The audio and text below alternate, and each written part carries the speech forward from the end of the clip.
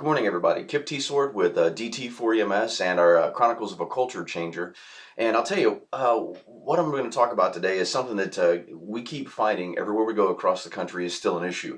Every conference that I speak at, every class that I speak at, and even when I posted something about it on our DT4EMS Facebook page, the response was pretty incredible with what we've got. So what I'm going to discuss real fast is the what to do if you get given the you can go to the hospital with them or jail with me speech on the side of the road when a police officer is passing off someone. Let me give the shorts. First of all, when I was first taught that statement in the police academy, it was actually designed so that if we believed that we had someone that truly had a medical need and they were just refusing to go to the hospital because maybe they couldn't afford an ambulance bill or they were afraid of not being able to afford it, whatever it may be. But it wasn't what it has become now, which is pass the drunk buck.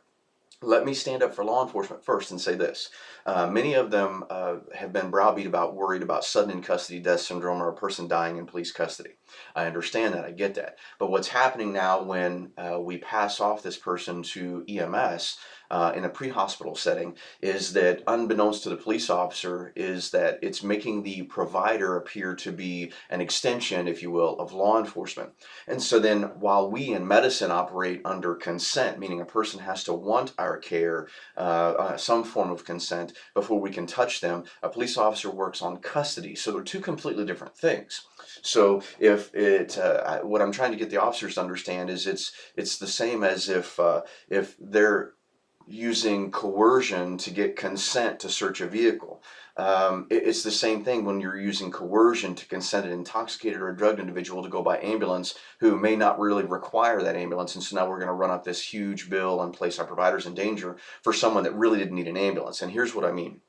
So they're on the side of the road dealing with an intoxicated person that maybe somebody woke up on a bench. You can give whatever the scenario may be.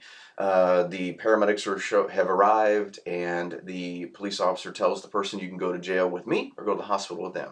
So when they get in the truck, now it becomes very dangerous for our EMS providers because, believe it or not, what our research is showing is more often than not, the assaults on healthcare providers, particularly paramedics and EMTs that are occurring due to a restraint type situation, which we will cover in another segment. But what we're going to discuss here is what should the provider do once those doors shut. So here's what we're saying. Number one, we're not asking you to not do your job. We're just asking you to do your job safely as a paramedic or an EMT or a nurse or a tech in ED.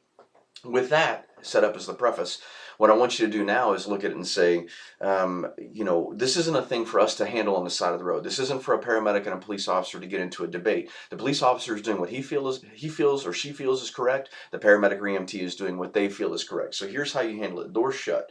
I would like for you to start looking at the person that is a forced patient, so to speak, at this moment and say, listen, hey, look, I'm just a paramedic or an EMT. I'm not trying to force you to go anywhere that you don't want to go. If in the event that you decide that you no longer want to go with us, let us know. We'll pull over somewhere safely and let you out. Guys, I'm telling you, we've been using this across the country and we're getting providers leaving scenes without being hurt. If you still feel as a paramedic or an EMT this person needs care, if they go to get out, let them out safely and then call for law enforcement, let them take custody, and then you can provide care. Now, this is a short little blurb.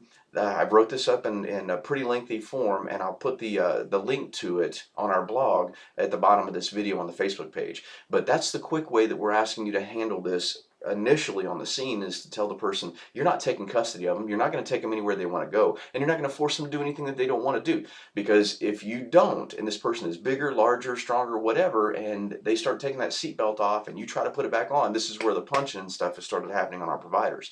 Them trying to restrain a person, they, number one, didn't have any training to restrain, which again we're going to cover a little bit later, and the dynamics involved of it are just so dangerous to attempt that type of restraint, because now it becomes custody, not necessarily care. Because if the person is telling you they're going to beat you up and they're trying to beat you up, how bad do they really need our ride to the hospital at that moment?